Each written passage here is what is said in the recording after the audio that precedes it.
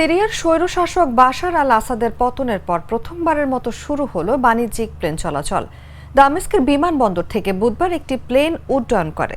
সংবাদ মাধ্যম আল জাজিরার এক প্রতিবেদনে বলা হয়েছে, ফ্লাইটটি সিরিয়ার উত্তর অঞ্চলীয় শহর আলেপ্পোতে অবতরণ করেছে। এতে সাংবাদিক সহ অন্তত 43 জন ছিলেন। 27 নভেম্বর বিদ্রোহীরা আক্রমণ শুরু করে। এরপর একের পর এক শহর দখলে নেয় তারা। এরপর 8 ডিসেম্বর বিমানবন্দরটি ছেড়ে পালিয়ে যায় আসাদ বাহিনী। নিরাপত্তার কারণে এতদিন বিমানবন্দরটি দিয়ে প্লেন চলাচল বন্ধ ছিল।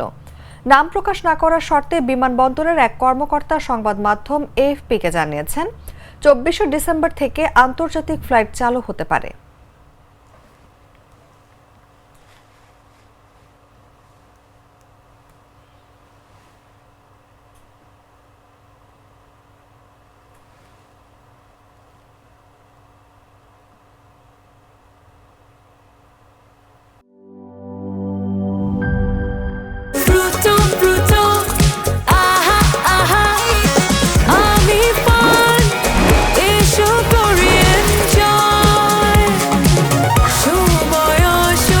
প্রাণ ফ্রুটো, সময় অসময় ফ্রুটোময়।